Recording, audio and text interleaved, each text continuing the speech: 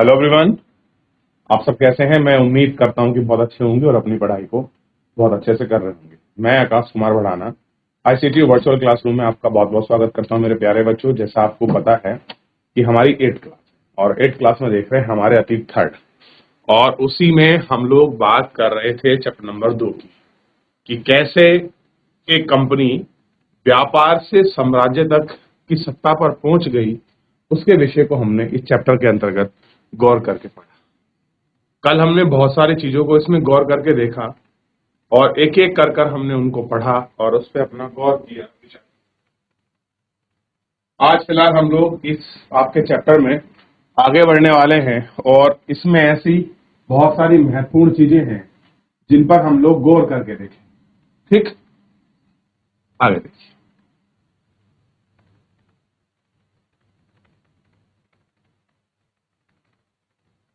अब देखिए, एक फोटो है।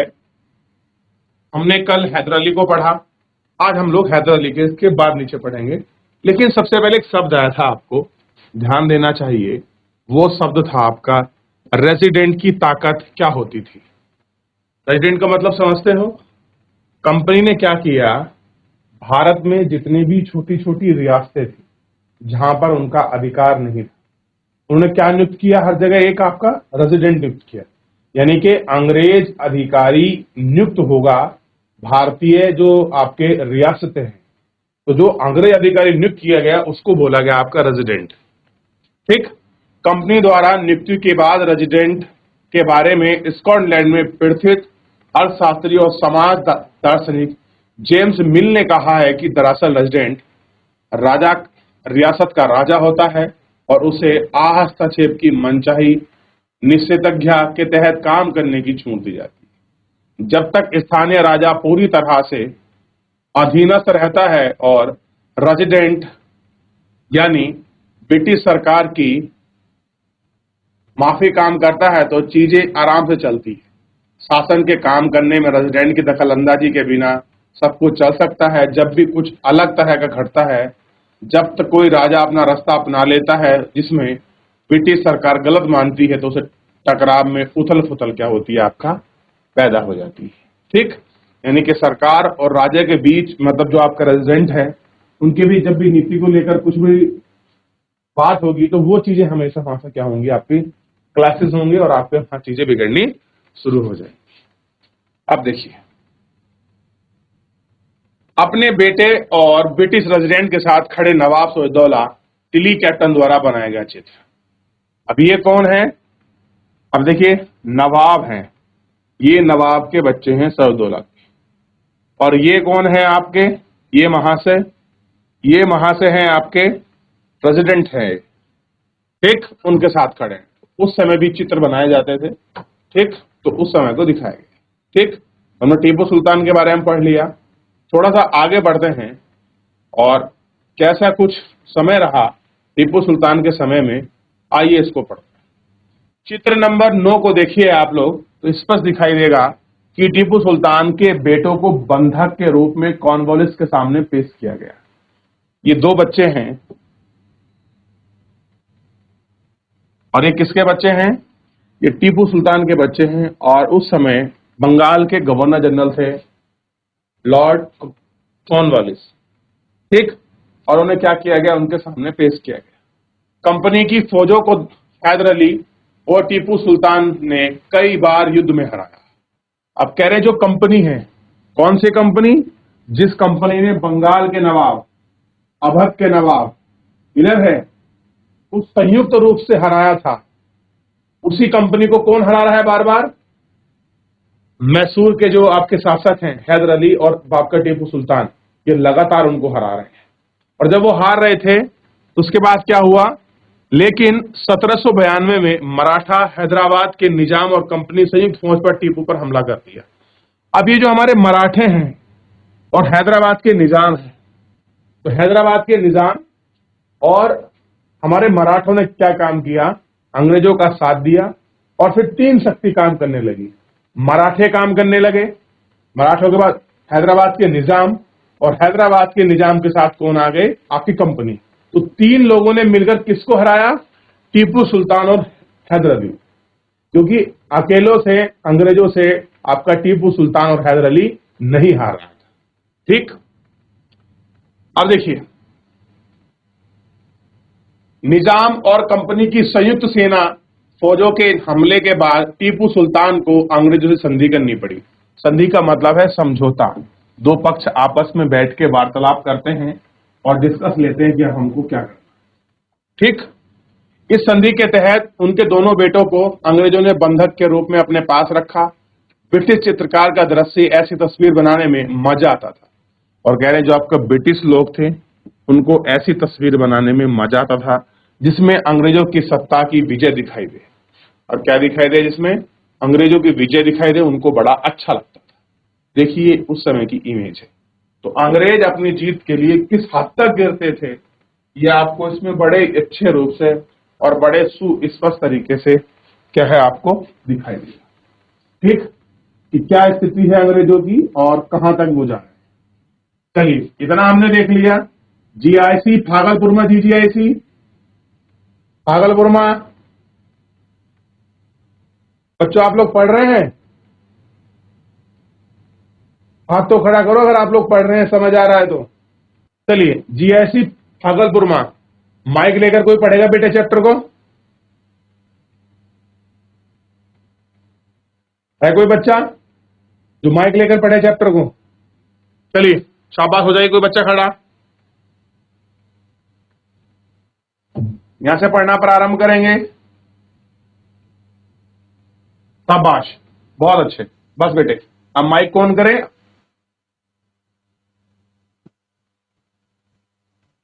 Good morning sir. Very good morning. आप माइक को अपने मुंह के पास रखेंगे और मार्क्स को नीचे रखेंगे। आपका नाम क्या है बेटे? My name is Durga Sharma. Durga Sharma. ठीक है दुर्गा बेटे, आप पढ़ना प्रारंभ करें। सुल्तान के इन कदमों से अंग्रेज आग बबूला हो गए। उन्हें हैदर अली और टिप्पू सुल्तान बहुत महत्वाकांक्षी, घमंडी और खतरनाक दिखाई देते थे। अंग्रेजों को लगता था कि ऐसे राजाओं को नियंत्रित करने और कुचलना जरूरी है। फलस्वरूप मैसूर के साथ अंग्रेजों की 4 बार जंग हुई। 1967, 69, 90, 80, 84, 70, 90, 92 और 70, 99। श्रीरंगपट्टम की आखिरी जंग में कंपनी को सफलता मिली। अपनी राजधानी की रक्षा करते हुए टीपू सुल्तान मारे गए और मैसूर का राजकाज पुराने वोडियार राजवंश के हाथों में सौंप दिया गया। इसके साथ ही मैसूर पर भी सहायक सिद्धि थोप दी गई। राजाओं की छवि अक्सर जनश्रुतियों से भी बनती है।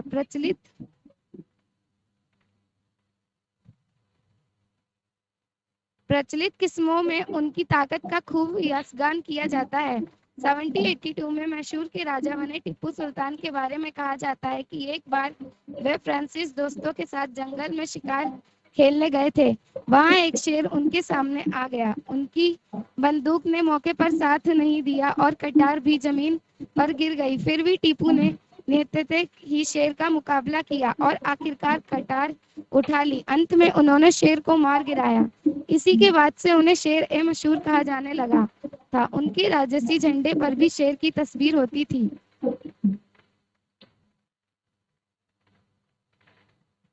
टीपू का खिलौना शेर। यह टीपू की विशालकाय मशीनें खिलौनों की तस्वीर है। इसमें यह नकली शेर एक यूरोपीय सिपाही को दबाए हुए है। जब इसका हैंडल घुमाया जाता था तो नकली शेर दहाड़ता था और सिपाही के भीतर से चीख की आवाजें आती थी। अब ये खिलौने शेर लंदन स्थित विक्टोरिया एवं एल्बर्ट म्यूजियम में रखा है। 4 मई 1799 को जब अपनी राजधानी श्रीरंगपट्टम की रक्षा करते हुए टीपू सुल्तान की मृत्यु हो गई तो अंग्रेज इस खिलौने को भी अपने साथ ले गए।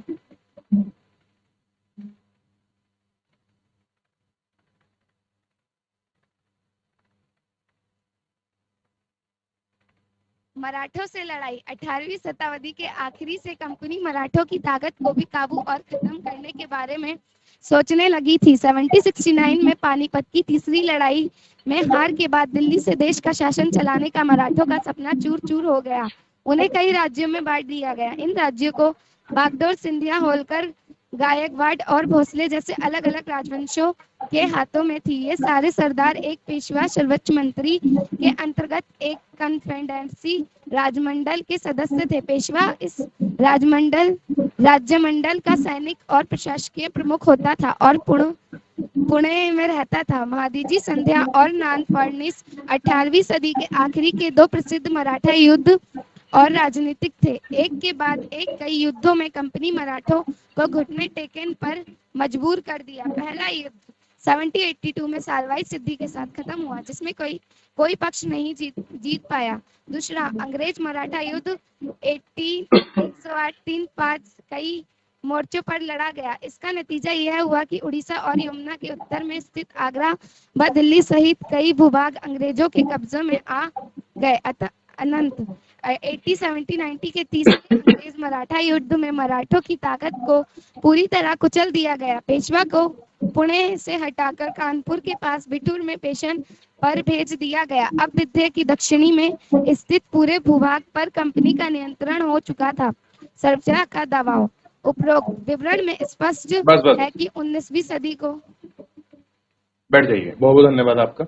चलिए थोड़ा सा पीछे से एक बार आपका समझने का प्रयास कर। अब देखिए टीपू सुल्तान के बारे में अंग्रेजों की क्या सोच थी आप जान चुके। अंग्रेजों को क्या लगता था कि आपका टीपू सुल्तान कैसा है, घमंडी है, महत्वाकांक्षी है, मतलब बहुत ज्यादा इच्छा है कि वो अपने साम्राज्य को बढ़ाना चाहता है, ठीक, और खतरनाक भी दिखाई दे रहा था। तो उन्होंने सोचा कि अगर टीपू सुल्तान को नहीं कुचला, अगर उसको नहीं दबाया, नहीं हराया, तो आने वाले समय में क्या करेगा, हमारे लिए कुछ न कुछ समस्या आपके पैदा कर सकता है, ठीक। और आखिरकार क्या होता है कि मराठे और निजाम और अंग्रेज मिलकर क्या करते हैं, मैसूर का युद्ध के आपके युद्ध होते हैं। और उसमें क्या होता है, मैसूर के युद्ध में आपका ये टीपू सुल्तान को आखिरकार मार दिया जाता है और श्रीरंगपट्टनम की संधि भी होती है। और इस तरह से क्या होता है, मैसूर जो किसके हाथ में था, आपके टीपू सुल्तान और हैदर अली के, वापस कहां पहुंच जाता है, वाडियार राजवंश का, ठीक। और आपको पता होगा वाडियार राजवंश का सबसे पहले शासन यही करते थे, कहां पर, मैसूर में। और इन्हीं के यहां आपके सेनापति थे। कौन थे सेनापति, आपके हैदर अली के पिताजी। इन्होंने क्या की थी, इस पूरे क्षेत्र को अपने शक्तिशाली के दम पर अपना कब्जा किया था, ठीक। उसके बाद आपका टीपू सुल्तान के बारे में कुछ कहानियां प्रचलित हैं, उनकी छवि को लेकर कुछ उनका खूब गुणगान गाया गया है कि आखिर में आपका टीपू सुल्तान थे कैसे। तो एक कहानी के रूप में आपने पढ़ा कि एक बार टीपू सुल्तान शिकार करने के लिए जाते हैं और उनके हाथ में जो आपकी बंदूक है वो भी नहीं चलती, जो कटार है वो नीचे गिरी होती है, शेर सामने आ जाता है और आखिरकार अपनी सांस और बहादुरी से वो क्या करते हैं, उस शेर को मार गिराते हैं। और वो मार गिराने के बाद ही एक उनको टाइटल का मतलब है उपाधि मिलती है, जिसको बोलते हैं शेर ए मैसूर। क्या बोलते हैं, शेर ए मैसूर। और एक इस तरह का आपका मशीन का विशालकाय आपका खिलौना भी बनाया गया था, ठीक। और जिसको बाद में कौन ले गए, अंग्रेज ले गए, जो हमें अभी अभी आपका दुर्गाने पड़ा, ठीक। अब इसके बाद क्या है, अब देखिए अंग्रेजों ने एक एक चाल चलकर अपनी एक एक राजनीति के माध्यम से भारत में जितनी भी मजबूत आपका क्षेत्रीय आधार पर आपकी सत्ताएं थी उनको सबको हटाया। जैसे सबसे पहले किसको हटाया, बंगाल को। बंगाल बहुत बड़ी मजबूत सत्ता थी। फिर उसके बाद अवध को हटाया। अवध के बाद कहां पहुंच गए, मैसूर, ठीक, मैसूर को हटाया।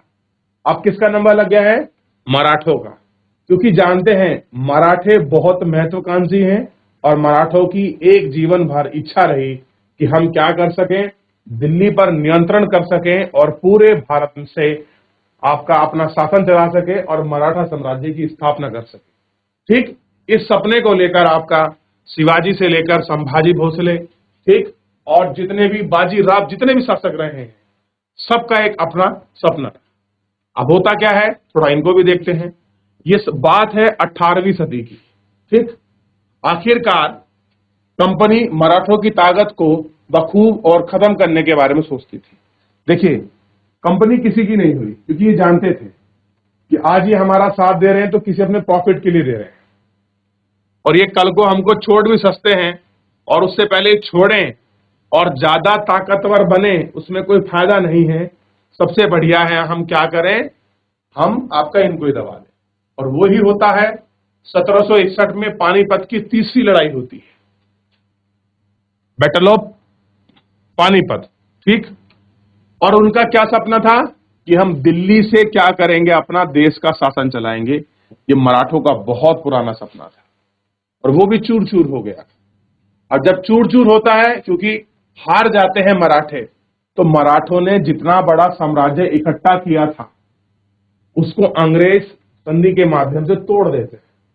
यानी कि अब उस पर मराठा अब आपका शासन नहीं करेंगे, बल्कि मराठे के जो आपके अधीनस्थ रहे हैं, जो सामंत रहे हैं, वो लोग शासन करेंगे। जैसे मध्य प्रदेश में ग्वालियर वाला क्षेत्र है, वहां सिंधिया राज करते हैं, ठीक। आप गायकवाड़ राजस्थान गुजरात वाले पार्ट में देख सकते हैं, होलकर हैं और क्या है, भोसले हैं। इनको क्या दे दी, पूरी बागडोर इनके हाथों में दे दी, और कह दिया ये सारे सरदार एक पेशवा। अब देखिए 1 2 3 4 4 लोग हो गए बड़े क्षेत्र के। अब चारों में कोऑर्डिनेशन करने के लिए इन्होंने क्या कर दिया, एक पद बना रखा था। किसने, मराठाओं ने, जिसको बोलते थे पेशवा, ठीक।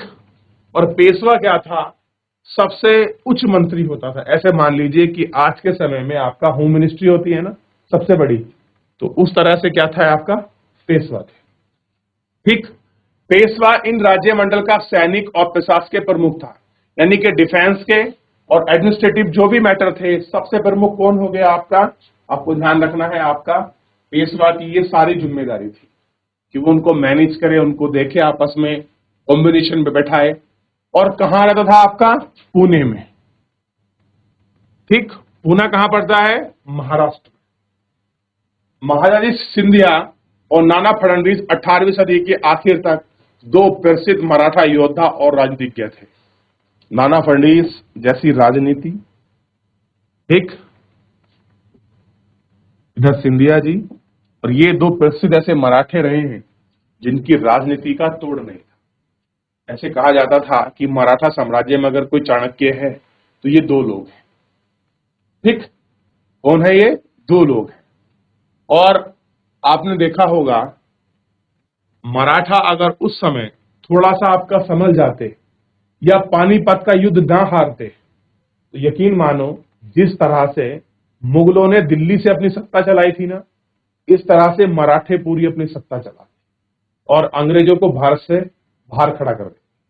देखिए टीपू सुल्तान भी करता है इस काम को, लेकिन टीपू सुल्तान की मदद ने वहां किसी ने मदद नहीं की, क्योंकि जितने भी उसके पास पड़ोस के आपके क्षेत्र थे, चाहे आपके मराठा थे, चाहे आपके निजाम थे। अब देखें, अब अगर आप देखें, अब यहां पर तो शासन कर रहा है कौन आपका, इस वाले क्षेत्र में आपका मैसूर, हैदर, ये आपका टीपू सुल्तान। निजाम कहां कर रहे हैं शासन, इस वाले क्षेत्र में। और मराठे कहां पर हैं, मराठे इस जगह पर हैं। अब इन्हें सबको किससे खतरा थी, हैदर अली से। मराठों को लगता था कि हैदर अली हम पर कब्जा ना कर ले, ठीक। निजाम को भी लगता था ये हम पर कब्जा ना कर ले। तो दोनों ने अपनी जो स्थिति थी कि टीपू सुल्तान की हमसे लड़ाई ना हो, हमसे युद्ध ना हो, तो इन्होंने किसका साथ दिया, अंग्रेजों का, कि मैसूर खत्म हो जाएगा तो हमारा दुश्मन निमट जाएगा। अब ये नहीं जानते थे कि एक दुश्मन के चक्कर में हम एक बहुत बड़ा दुश्मन इकट्ठा कर रहे हैं हमारे पास, और वही हुआ, अंग्रेज किसी के सगे नहीं रहे, ठीक। अब देखिए,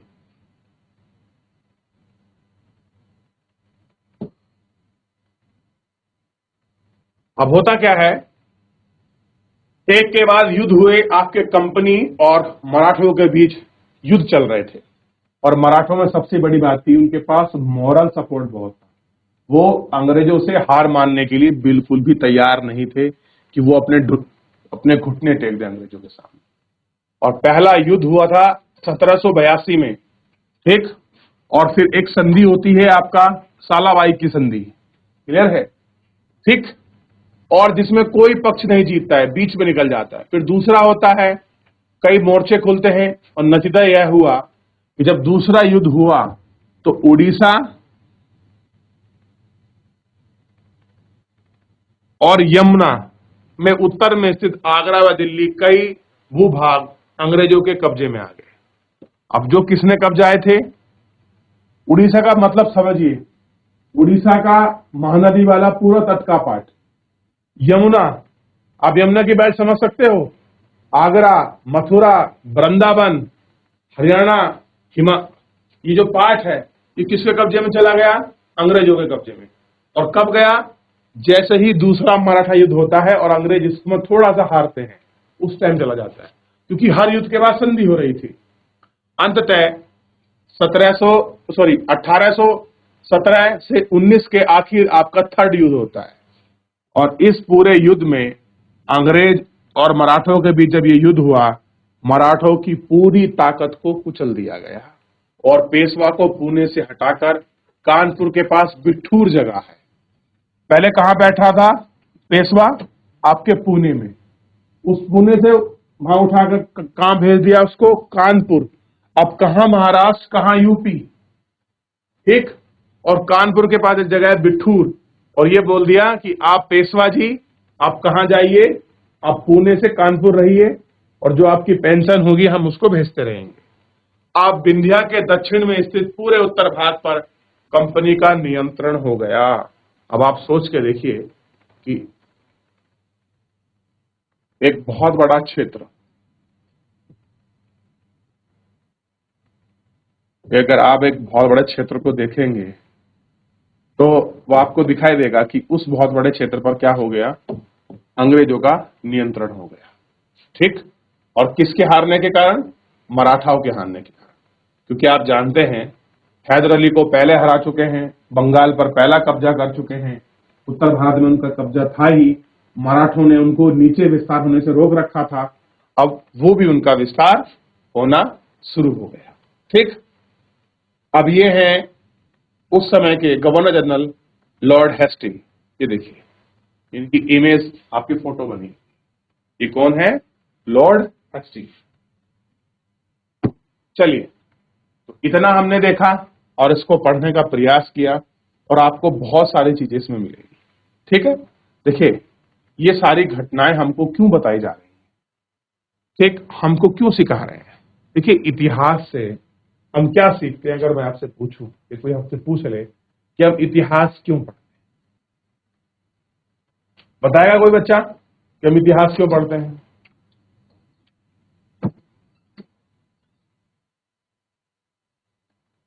चलिए आप एक काम करिए, आज मैं आपको छोड़ देता हूं, आज मत बताइए, आप लोग घर जाइए, कहीं से ढूंढिए, पढ़िए, जो भी करना करिए, मैं कल पूछूंगा कि हम लोग इतिहास क्यों पढ़ते हैं, ठीक। और इतिहास को हम 3 पार्ट में पढ़ते हैं, प्राचीन, मध्यकालीन और आधुनिक, यानी कि एंशियंट, मिडाइवल और मॉडर्न, 3 रूप में पढ़ते हैं, ठीक है। चलिए फिलहाल आगे बढ़ेंगे, और ये आपके लिए होमवर्क के रूप में है कि आप इसको घर से पढ़ के आइए। अब बात करेंगे सर्वोच्चता का दावा। कौन बच्चा खड़ा होगा माइक लेकर चैप्टर पढ़ने के लिए। हेलो। हाँ मैं सुन पा रहा हूँ बेटे, आप हेलो सर। बोलो, पढ़ो, हेलो, आप पढ़ो। सर्वोच्चता का दावा। उपरोक्त विवरण से स्पष्ट है कि 19वीं सदी की शुरुआत से कंपनी क्षेत्रीय विस्तार की आक्रामक नीति पर चल रही थी। लॉर्ड हेस्टिंग्स 1813 से 1823 तक गवर्नर जनरल के नेतृत्व में सर्वोच्चता की यह नई नीति शुरू की गई।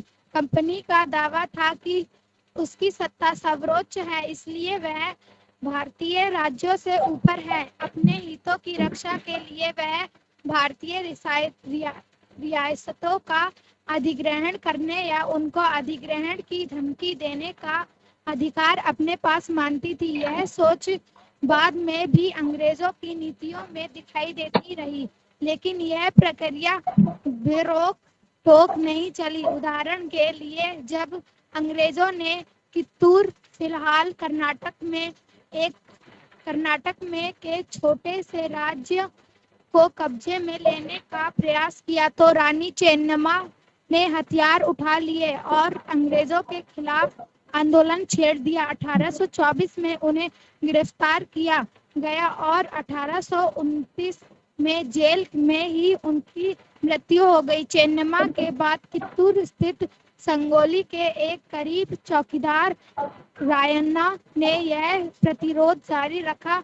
चौतरफा संवर्धन और सहायता से उन्होंने बहुत सारे ब्रिटिश शिविरों और दस्तावेजों को नष्ट कर दिया था। आखिरकार उन्हें भी अंग्रेजों ने पकड़कर 1830 में फांसी पर लटका दिया। प्रतिरोध के ऐसे कई दूसरे उदाहरण आप इस किताब में आगे पढ़ेंगे। ठीक है, बैठ जाओ आप, क्योंकि समय भी समाप्त हो रहा है, फिर आगे बढ़ेंगे।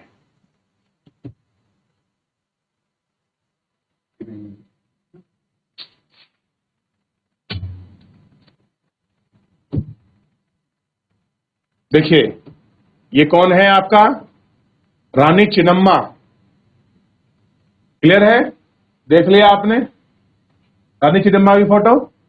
आप रानी लक्ष्मीबाई मत समझना, भारत में बहुत सारी ऐसी विदुषी महिलाएं हुई हैं और बहुत सारी ऐसी महिलाएं हुई हैं जिन्होंने अंग्रेजी शासन के खिलाफ अपना विरोध किया। देखिए, एक गैलीलियो लड़की है, लगभग 12 से आपके 16 साल के बीच की उम्र की है, उसने भी असहयोग आंदोलन में बड़ा योगदान दिया था। क्लियर है? मौका लगे पढ़िए उसके बारे में भी। देखिए, सर्वोच्चता का दावा कर रही है। क्या कह रही है? कंपनी कि हम ही सर्वोच्च हैं और हम ही सर्वोपरि हैं, इसी दावे के साथ वो आगे चल रही है। ठीक, और यही उसकी विस्तार की नीति भी है। ठीक, और हेस्टिंग ने इन सारे चीजों पर चला और सर्वोच्चता की एक नई नीति शुरू करी। कंपनी का दावा था कि उसकी सत्ता कैसी है? सर्वोच्च है। सर्वोच्च का मतलब है कि हम सबसे ज्यादा शक्तिशाली हैं और हम सबसे ज्यादा आपके पावरफुल हैं। क्लियर है? और कंपनी का दावा था कि उसकी सत्ता सर्वोच्च है, इसलिए भारतीय राज्य से ऊपर है। यानी कि जो भारतीय राज्य हैं, जो राजा हैं, वो हमारे कंपैरिजन के बराबर नहीं है, हम उनसे बहुत कैसे हैं? ऊपर हैं। ठीक, ऐसा कौन कह रहे हैं? कंपनी अपना दावा कर रही है और अपने हितों की रक्षा करने के लिए भारतीय रियासतें का वो अधिग्रहण कर सकती है, उनको धमकी देने का भी अधिकार उनके पास है कि हम कैसे हैं, हम सुपर हैं, हम सर्वोच्च हैं, हम कुछ भी कर सकते हैं, हम किसी का राज्य अधिग्रहण भी कर सकते हैं अपने हित के लिए, हम धमकी भी दे सकते हैं। और इस तरह की चीजें की वो सोच अंग्रेज आपका रखने लगे। ठीक, लेकिन उनको नहीं पता है कि भारत में जब भी वो ऐसा कोई उन्होंने कुछ किया तो हमेशा क्या हुआ? उनका विरोध ही इस पॉइंट पर होता रहा। तो आज मेरे प्यारे बच्चों, फिलहाल हम इसको यहीं समाप्त करते हैं। कल हम लोग आगे बढ़ेंगे। जिस तरह से आप लोग माइक लेकर खड़े होते हैं और पढ़ते हैं, मेरे को यकीन मानो बहुत अच्छा लगता है। इस तरह से आप लोग पार्टिसिपेट करते रहिए, ताकि आप जुड़ेंगे तो मेरा भी आपका मोटिवेशन रहेगा कि मैं आपको एक कहानी की स्टोरी के रूप में आपको पूरी चीजें बताऊं, ना कि जस्ट ऐसे रीडिंग करके छोड़ूं। क्लियर है? चलिए, तो ध्यान रखिए मेरे प्यारे बच्चों, स्वस्थ रहिए, अपनी पढ़ाई को बहुत अच्छे से करते रहिए। मुझसे जुड़ने के लिए आपका बहुत बहुत धन्यवाद।